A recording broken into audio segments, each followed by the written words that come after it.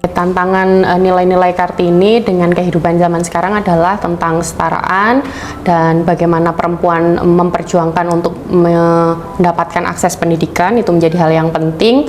Kemudian bagaimana perempuan itu mampu menyuarakan aspirasinya dan perempuan bisa berorganisasi, bercommunity dengan melakukan hal-hal yang positif. Kemudian nilai-nilai tentang perempuan itu mampu untuk memberikan kebermanfaatan untuk orang-orang di sekitarnya, dan kemudian tentu saja berdikari secara ekonomi, secara finansial. Perempuan itu sangat mandiri sehingga tidak tergantung oleh siapapun.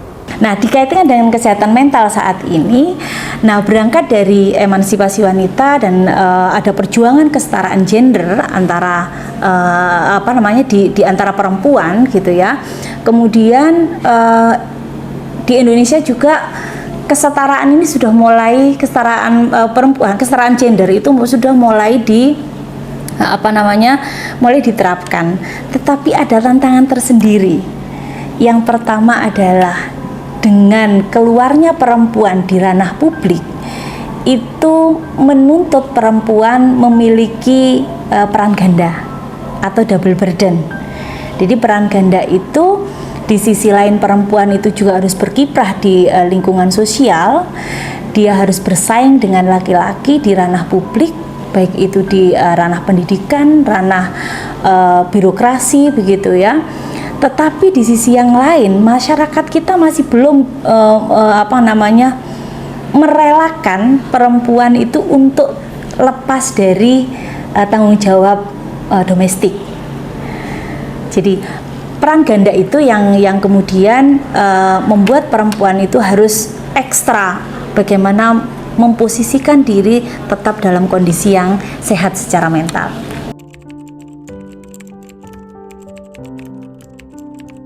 Menjadi perempuan dengan banyak peran itu tentunya punya cara sendiri ya setiap perempuan. Nah, kalau bagi saya menjadi ibu, istri, kemudian menjadi dosen, kemudian ada tugas tambahan, tentu saya harus jeli mengambil waktu-waktu khusus yang bisa saya gunakan sebagai me time begitu ya. Ada beberapa ibu yang memang me time-nya main sama anak begitu ya. Tapi bagi saya me time itu ya dengan diri kita sendiri. Nah, ketika kita sudah tahu bahwa banyak peran yang kita lakukan, apa sih sebenarnya yang kita sukai, ini sangat penting sekali. Kalau misalnya yang saya sukai itu adalah belanja begitu ya. Nah, tetapi bukan artinya kita hedon untuk membeli banyak hal. Cukup pergi sendiri membeli susu anak, kebutuhan rumah tangga, kita bandingkan harga, bagi saya itu sudah me time begitu ya. Atau kalau misalnya tidak memungkinkan, biasanya saya akan minta waktu 10 menit ke anak saya untuk bunda istirahat dulu di kamar.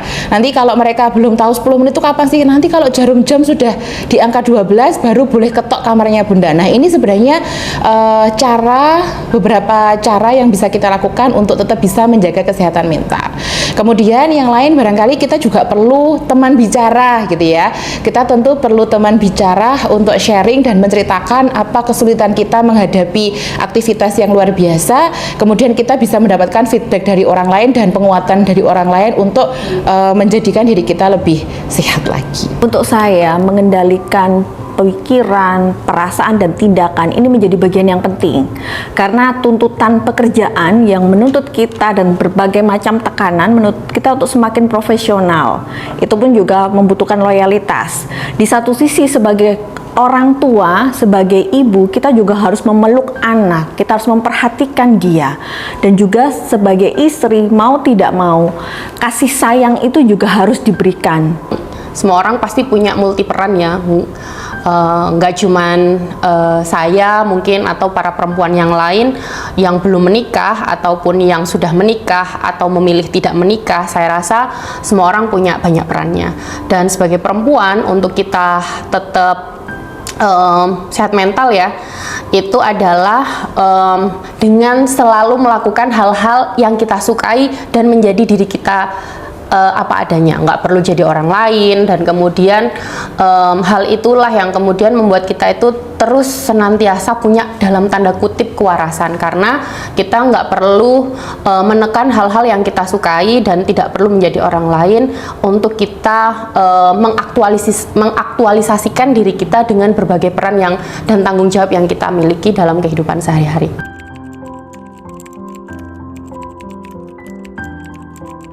Pendidikan memiliki peranan penting untuk mensupport perempuan dalam memperjuangkan kesehatan mentalnya.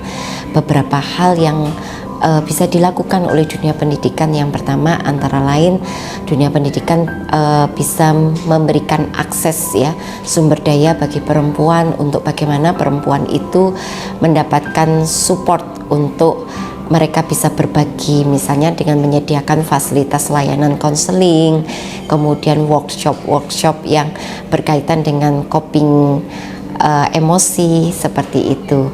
Kemudian juga dunia pendidikan berperan penting untuk memberikan edukasi kepada sivitas yang ada di lingkup pendidikan tersebut mengenai literasi kesehatan mental. Dengan literasi kesehatan mental yang bagus ini tentunya akan bisa mengurangi ya stigma negatif tentang kesehatan mental itu sendiri, seperti itu. Kemudian juga saling mensupport ya, bagaimana seluruh sumber daya manusia yang ada di dunia pendidikan itu memiliki pemahaman yang sama mengenai pentingnya menjaga kesehatan mental, sehingga tidak ada ceritanya antara sesama personel dunia pendidikan itu menjatuhkan begitu ya, atau justru tidak mendukung terhadap upaya perempuan untuk mendapatkan hak akan kesejahteraan mentalnya. Pendidikan nampaknya harus menjadi pemantik atau pionir yang terus-menerus menggaungkan betapa pentingnya kesehatan mental, karena tidak bisa dipungkiri saat ini banyak ibu rumah tangga, anak-anak dan bahkan orang dewasa pun itu mereka lupa bagaimana melepaskan luka, melepaskan sakit hati, memilah mana yang bisa dikendalikan dan mana yang tidak bisa dikendalikan. Jadi pendidikan ini menjadi sarana yang akan terus mensosialisasikan dan bahkan menanamkan pentingnya kesehatan mental mulai dari anak-anak, remaja, sampai dewasa pun itu juga ini peran pendidikan. Dunia pendidikan akan bisa menjadi ruang yang aman bagi perempuan ketika kita sama-sama mensosialisasikan dan mendukung adanya gerakan anti kekerasan begitu ya, baik secara fisik ataupun mental maupun seksual kepada perempuan. Nah, gerakan-gerakan yang kita sosialisasikan dalam dunia pendidikan inilah yang bisa menjadi ruang aman bagi perempuan untuk bisa terbebas dari segala macam kekerasan. Tentu akan menjadi salah satu perjuangan Kartini. Kita ketahui bahwa yang diperjuangkan oleh Kartini adalah yang pertama adalah emansipasi wanita, di mana di perjuangan itu Kartini bagaimana caranya perempuan-perempuan Indonesia itu memiliki kesetaraan akses, baik itu akses pendidikan, akses sosial, akses ekonomi yang setara antara laki-laki dan perempuan. Yang kedua adalah perempuan itu memiliki hak yang sama sebagai warga negara Indonesia, itu emansipasi wanita. Yang kedua adalah Kartini juga memperjuangkan kesetaraan gender, yang itu diperjuangkan tidak hanya, kalau kita bicara gender itu tidak hanya kesetaraan di perempuan saja, tapi juga laki-laki dan perempuan. Saya yakin kalau misalnya Kartini berada di masa yang saat ini, maka dia akan memperjuangkan kesehatan mental. Kesetaraan gender saja dia perjuangkan, apalagi kesetaraan kesehatan mental dari perempuan itu saya yakin akan menjadi poin yang utama dari perjuangan Kartini, karena seyogianya emansipasi wanita yang diperjuangkan oleh Kartini itu ujung-ujungnya adalah bagaimana perempuan merdeka, bagaimana perempuan memiliki ruang gerak yang cukup bagaimana perempuan bisa mengekspresikan diri secara bebas, dan itu salah satu indikator dari kesehatan mental. Tentu saja apabila beliau sampai saat ini masih ada di tengah-tengah kita, walaupun beliau nggak ada pun nilai-nilai yang beliau perjuangkan ketika itu masih terasa sampai sekarang. Dan nilai-nilai tersebut salah satunya adalah bagaimana perempuan dan mungkin nggak hanya perempuan ya, tapi orang-orang minority yang kemudian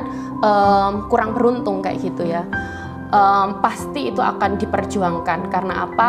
Karena tadi ada, menurut pendapat saya, ada nilai dari Kartini tentang bagaimana kita itu menjaga nilai-nilai luhur. Nilai-nilai luhur itu adalah sesuatu yang dalam tanda kutip adalah sesuatu yang baik, dan beliau juga menyuarakan bagaimana pentingnya kita itu memberikan manfaat atau memberikan kontribusi terhadap masyarakat kayak gitu. Salah satu kontribusi di dalam masyarakat tentu saja nggak mungkin kalau ada orang-orang di sekitar kita itu dalam tanda kutip itu nggak sehat mental, mungkin konteksnya nanti banyak ya nggak sehat mentalnya, atau dalam tanda kutip orang-orang di sekitar kita dalam keadaan yang nggak nyaman atau teraniaya. Tentu itu adalah salah satu hal yang pasti akan disuarakan oleh beliau.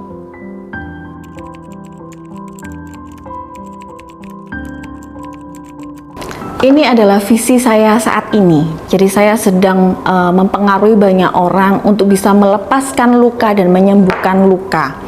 Saya analogikan sebuah batu. Ketika batu ini adalah sakit hati, luka, dan kita menggenggam batu ini, terus sakit hati dan luka itu digenggam, bertambah dan lain sebagainya, ini hanya akan melukai diri sendiri. Sehingga ini sebuah misi yang saya lakukan saat ini untuk membantu banyak orang untuk bisa melepaskan, meletakkan setiap luka dan sakit hati itu dan menciptakan bahagia itu, karena bahagia itu kita sendiri yang tentukan. Kita bisa bacalah berbagai macam penelitian bahwa ternyata tersenyum jauh lebih mudah daripada cemberut. Makanya saya harus menggaungkan ke banyak tempat bahwa yuk, bahagia itu kita yang tentukan, dan bahagia itu sangat sederhana dengan kita tersenyum kepada sesama. Langkah kecil yang bisa kita lakukan pada perempuan yang ada di sekitar kita, yang pertama adalah cintai diri sendiri sebelum kalian mencintai orang lain. Jadi self love itu menjadi penting agar kita sehat secara mental. Selain self love, kita juga harus self compassion, kita mengasihi diri sendiri sebelum kita mengasihi orang lain. Jika kita merasa terasihi diri kita, maka kita juga akan meresonansi gelombang-gelombang kecintaan kita pada diri sendiri, kita akan ditebarkan kepada orang lain. Yang kedua adalah bagaimana kita mengajak perempuan-perempuan yang ada di sekitar untuk berdaya dalam hal ini track kemandirian diri, kemandirian secara umum, baik itu kemandirian dalam bidang pendidikan, kemandirian dalam bidang sosial, kemandirian dalam bidang ekonomi. Buat prinsip bahwa kita jangan maju sendiri, tetapi marilah kita maju secara bersama-sama. Yang ketiga adalah hal kecil yang bisa kita lakukan agar perempuan itu sehat secara mental. Yang ketiga adalah bagaimana kita bisa melindungi diri sendiri dari dari informasi-informasi yang nantinya akan merusak mental kita sebagai perempuan, termasuk bagaimana tuntutan-tuntutan masyarakat, tuntutan sosial yang itu tidak sesuai dan tidak relevan dengan kapasitas kita sebagai perempuan, maka itu abaikan. Lakukan sesuai dengan hati nurani perempuan itu sendiri, jangan mengikuti nurani orang lain, karena yang tahu betul tentang diri kita adalah diri kita sendiri.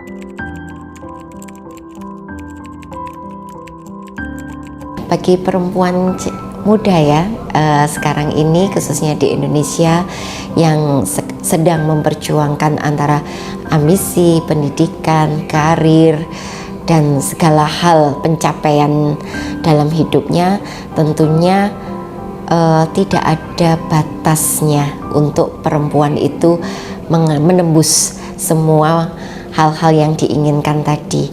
Bagaimana semuanya berdaya untuk memperjuangkan segala hal yang sudah menjadi target dalam hidupnya, akan tetapi bagaimana perempuan itu tetap bisa menyeimbangkan perannya dalam berbagai konteks kehidupan, itu akan jauh lebih baik, mengingat perempuan itu tidak akan mungkin akan menjadi hanya memiliki satu peran saja dalam kehidupannya. Berbagai peran itu pasti akan disandang oleh perempuan, dan bagaimana dengan berbagai peran tersebut itu sebenarnya merupakan era yang memberikan kesempatan bagi perempuan itu untuk bagaimana dia bisa belajar mengelola waktu, mengelola emosinya, mengelola pikirannya, menyeimbangkan antara sisi kehidupan yang satu dengan yang lainnya, dan tidak lupa untuk bagaimana dia memprioritaskan self-care untuk kesehatan mentalnya. Karena sehebat apapun kita di luar sana, tetapi ketika kita mengabaikan kesehatan mental kita, maka itu semuanya tidak ada artinya. Keep growing, tentu saja terus bertumbuh, karena itu adalah sesuatu yang sebetulnya akan balik lagi seperti jawaban Bu Kiki sebelumnya, adalah tentang berproses mengenal diri yang nggak akan berhenti sampai kita mati, kayak gitu. Jadi mengenal diri dan terus bertumbuh adalah hal yang membuat kita balance dengan semua ambisi kita, dengan semua tujuan dan cita-cita hidup kita, sehingga kita punya kesehatan mental yang seimbang, dan kita tentu saja lebih adaptif dan kemudian resilient terhadap semua tantangan yang kita alami dalam kehidupan. Untuk para wanita-wanita muda di luar sana, yuk kita seimbangkan semuanya. Raih apa yang bisa Anda raih, lakukan apa yang bisa Anda lakukan, tapi sesuatu yang tidak bisa Anda selesaikan, mari kita lepaskan. Bahagia kita yang tentukan, sehat mental kita yang memulai lebih dulu. Berhenti menyalahkan orang di sekitar kita, karena telunjuk satu ke orang lain, yang empat adalah ke diri kita sendiri. Mari sembuhkan luka, mari berdamai dengan luka yang kita alami, dan mari bahagia. Itu adalah kesehatan mental yang paling sederhana. Pesan untuk perempuan masa kini, perempuan muda yang sedang berjuang, kalian sangat beruntung bahwa kalian tidak mengalami masa-masa berat yang dialami oleh Kartini. Kalian tinggal melanjutkan perjuangan Kartini, tetap semangat, upgrade diri kalian untuk lebih baik, latih diri kalian untuk memiliki kompetensi dan kapabilitas yang mumpuni. Jangan merasa menjadi subordinat di antara laki-laki. Kalian tetap harus semangat, harus percaya diri, karena dengan kepercayaan diri itu akan mengantar kalian kepada kesuksesan. Bagi para perempuan gitu ya, pesan saya bahwa kita sebagai perempuan ini harus mengenali diri kita secara utuh begitu ya, dan kita tahu apa yang kita inginkan, bahwa apapun yang kita harapkan, apapun yang kita inginkan itu harus kita perjuangkan secara mandiri begitu ya, dan apa yang kita raih dan apa yang kita capai layak untuk kita selebrasikan untuk diri kita, dan apapun yang kita inginkan itu bukan berdasarkan keinginan orang lain gitu. Kemudian sebagai perempuan kita harus tetap berpikir kritis, berpikir inovatif, sehingga kita layak untuk bisa terus maju dan berjuang sebagaimana yang diharapkan seluruh perempuan-perempuan di dunia ini.